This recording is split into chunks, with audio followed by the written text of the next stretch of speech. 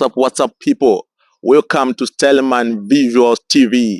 Today we are in the streets of Fontaine on another episode of On the Streets pa TV and it.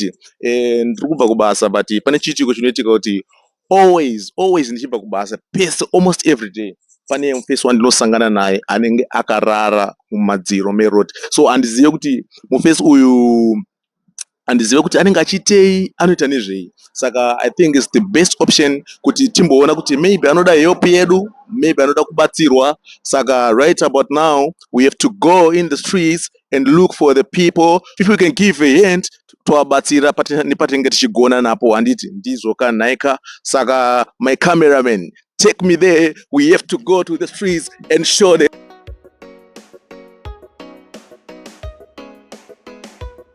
Today nina best cameraman in the world, camera DC music.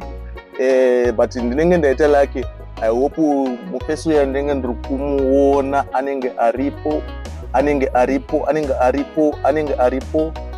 Yeah, aripo. Cameraman varakidze mukomana aripo. I just hope kuti achabvuma kutaura neni. And I don't know kuti handizive kuti alright, gatimise panapa. Hello, hi, hello brother, hello,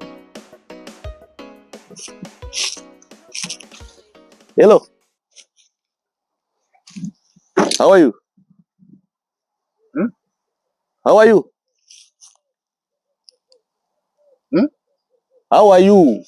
How are you? What is your name? How are you? Where are you from? Are you South African? Are you from Zimbabwe?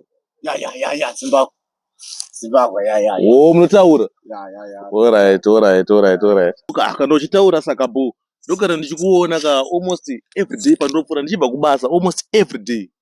Patinokuona ini ndinonzi Stellman, ndinoshanda Stellman Visuals TV. Saka tinenge tikaona vanhu vanenge vari less privileged, like pane zvinhu kushayikwa kana kuti pane zviri kunetsa, tinenge tichida kunzwisisa kuti chii chiri kuitika, tichida kunzwisisa chiri kuitika. Saka handizive kuti ungakwanisa kundiudza kuti zita rako unonzani?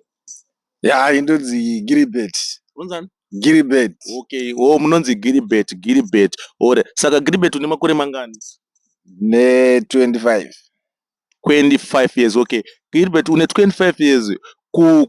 Ndoziva kuti uri muZimbabwe, saka kumusha wakabva rini? Kumusha ndakabva last year.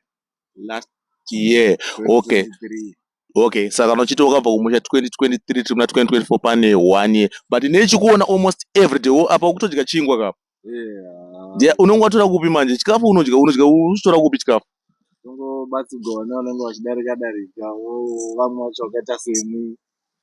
Kutongononga uzvejira so unoona wachidarika. Alright. Saka inini ndogara ndichikuona almost ndofunga ndatone kana 2 weeks pandakatanga kucherechedza ndichiti ndikapfuura neapa pandichienda kumba pese pane ndichibva kubasa ndoona wakarara panapa. Unogara kupi iwe? Kwaunonyatsogara ndekupi?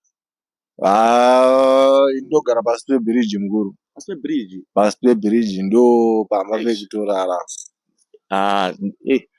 Zvinowanika kungoti zvinhu zvinenge zvisina kumira zvakanaka, but kuti uzosvika pasituation yauri iyi, like ndakakutarisa izvizvi ndikuona kuti zvinhu hazvisi kunyatsofamba zvakanaka. Chii chakanyatsokonzeresa kuti usvike unge uchigara mustreet like now zvauri kutaura, mune vanhu like kuno kutoziva kuti kune mbavha, iwe kusevhaivha sei? Chii chakaita kuti uwanike uchiita sei uchisvika like panzvimbo yakaita senge inoi kana kuti muno muSouth Africa? Chii chakaita kuti upinde muSouth Africa? Ndakatokwidzawo bhazi nemukomana wangu kubva kuZimbabwe zvakanaka. Chingunopinda ndatowa muCapetown, foni ndobva yadzimwa. Zvinhu zvasitaka mukuru. Okay, so ukutaura kuti kubva ipapo iwe unokwanisa kuzoona mumwe munhu wawakazoziva kana kuti weukama akakwanisa kukubatsira, but wanga une mhuri here kana kuti wakangobva uri mukomana, kana kuti ndikureva kuti wanga une mukadzi here kumba, kana kuti hapana anokutsvagawo kana kuita sei, kana kuti pane nhamba dzaunozivawo here dzekumba dzevanhu waunokwanisa kufonera? Ndakatosvika pakutengesa foni ndatosiya mudzimai nemwana wangu kuZimbabwe. chiti tauya kuzosenza kumadzikoma zvino ndo pakatotangira ma1 kusvika panapa. It's a sad story guys zvamuri kungonzwa mukomana kutaura kuti akabva kuZimbabwe 2023 which means by now ane almost 1 year achigara mumastreets but like now ndimi ndiri kuapila kwamuri maZimbabweans nevese vakateerera panguva ino kuti vanokwanisa kubatsira all those who can help pasituation yatinayo right now. Munokwanisa kutibata muchiita sei muchibatsira mukomana, saka iye rega tichimubvunze pachezvake kuti chatinokwanisa kumubatsira nacho chii. Let's say pane varoda kubatsira anobatsirika sei ende iye ari kudei paupenyu hwake. Alright, mukoma Gilbert, ndiri kuuya kwamuri right now ndoda kukubvunzai question kuti kana vanhu vachida kukubatsirai imimi, varoda kukubatsirai, let's say vada kukupai kana zvekupfeka, vada kukupai anything, munowanika papi imimi kuti ndokuwanai sei? Ndokuwanai sei? Kuno kunonzi kuCryfontaine. Papi pacho? Vanokwanisa kundibatsira zvakanyanyisa, vanokwanisa kundibata paShoprite. PaShoprite kana mustreet muno muna 7th Avenue.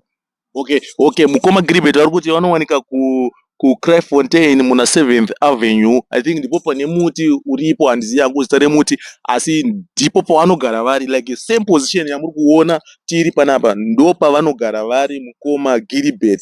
Okay, saka let's say mukoma Gilbert, vanhu varikuda kukubatsirai imimi, vanokwanisa kukubatsirai nechavano chamunoti ichi chivakakubatsirai upenyu hwenyu hunenge hwaita zvakanaka, chavanokwanisa kukubatsirai nacho chii? Ngavangofollowa Styleman Visuals TV. Okay, saka mukomana ndofunga mamunzwa mese ari kuti kana muchikwanisa kumubatsira, muchida kumubatsira imimi, muchida kumupa help yamungada imimi kuti upenyu hwake huchinje, munofanira kungofollowa Styleman Visuals TV. Ndataura naye akati Styleman Visuals TV iripo paYouTube, iripo paFacebook, iripo paInstagram. Saka vanongosubscribe, musubscribe, vanofollowa, mukomana abatsirikane. Baba.